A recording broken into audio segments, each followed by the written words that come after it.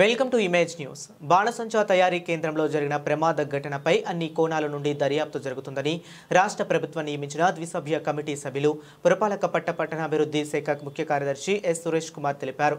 ఈ నెల 8న డాక్టర్ బిఆర్ అంబేద్కర్ కోనసీమ జిల్లా రాయవరం శివారు Sri Ganapathi grounds fireworks లో జరిగిన బాణసంచా పేలుడు ఘటన నేపథ్యంలో రాష్ట్ర ప్రభుత్వం ఏర్పాటు చేసిన ద్విసభ్య కమిటీ ముఖ్య కార్యదర్శి S Suresh Kumar, Eagle IG R K Ravikrishna శుక్రవారం సంఘటనా స్థలాన్ని సందర్శించి రెవెన్యూ, పోలీస్, అగ్నిమాపక, కార్మిక శాఖ అధికారులతో కలిసి ప్రమాదానికి గల కారణాలపై సమగ్రంగా విచారణ చేపట్టారు. కాగా ప్రమాదం జరిగి 10 రోజులు కావస్తున్నా బాధితుల కుటుంబాలకు ఎక్స్గ్రేషియా ప్రకటించలేదని, వారిని ఏ విధంగా ఆదుకోలేదని తగు న్యాయం చేయాలని ప్రజా సంఘాలు డిమాండ్ చేశారు.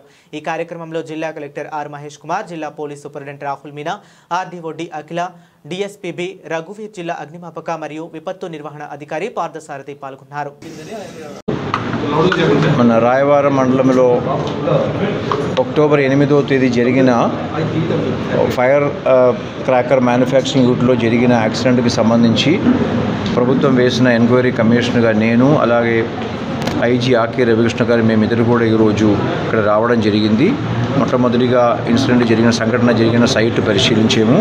అలాగే దీనికి సంబంధించిన అధికారులందరితో ఒక బాణాసంచా తయారీకి సంబంధించిన లైసెన్సులు, పర్మిషన్లు ఇచ్చే సంబంధిత డిపార్ట్మెంట్కి సంబంధించిన revenue, police, fire service and labour department అధికారులని, తర్వాత ఈ సంఘటన జరిగిన తర్వాత ఇక్కడ ప్రిలిమినరీ ఇన్వెస్టిగేషన్ అన్నీ చేసిన అధికారులందరితో కూడా విచారించడం జరిగింది.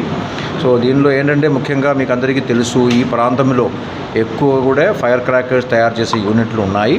గతంలో కూడా మనకు తెలుసు కొన్ని ఇలాంటి సంఘటనలు జరగడము, చనిపోవడం, అలాంటి అన్ఫార్చునేట్ ఇన్సిడెంట్ జరిగినాయి.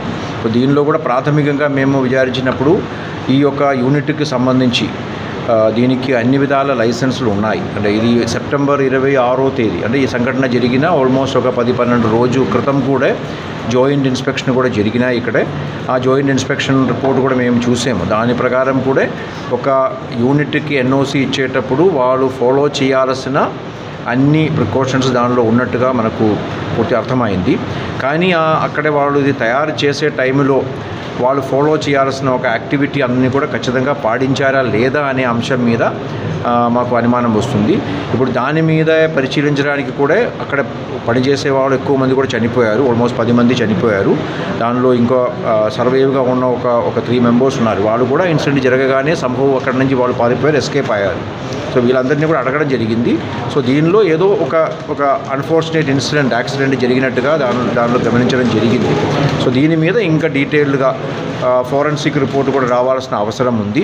దీనిలో పర్మిషన్ కంటే ఎక్కువగా క్వాంటిటీ అక్కడే ఎక్స్ప్లోసివ్ ఉండేదా లేదా అని, ఎందుకంటే అన్నీ కూడా కాలిపోయింది కాబట్టి అక్కడ ఫీల్డ్ నుంచి మనకు అర్థం అవ్వదు. ఫోరెన్సిక్ రిపోర్ట్ ద్వారా భవిష్యత్తు కొంతవరకు మనకు అవగాహన వస్తుంది. సిమిలర్లీ వాళ్ళు అన్ని ప్రొసీజర్లు కరెక్ట్గా ఫాలో చేస్తారా లేదా అని కూడా పరిశీలించాల్సిన అవసరం ఉంది. అది కూడా చేయడం జరుగుతుంది ఇప్పుడు. అలాగే ఇక్కడే ఈ బాధిత కుటుంబాలకు సంబంధించిన వాళ్ళందరూ కూడా వచ్చారు. కొంతమంది ప్రజా నాయకులందరూ వచ్చి కలవడం జరిగింది. వాళ్ళందరూ కూడా రిక్వెస్ట్ చేసింది అదే.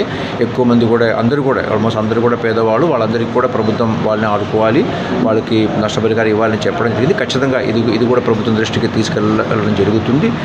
త్వరలోనే మేము దీనికి సంబంధించిన మిగిలిన అంశాలు కూడా ఫోరెన్సిక్ రిపోర్ట్స్ కానీ ఇతర ఆధారాలు కూడా పరిశీలించి దీని మీద ప్రభుత్వానికి నివేదిక ఇవ్వడం జరుగుతుందండి.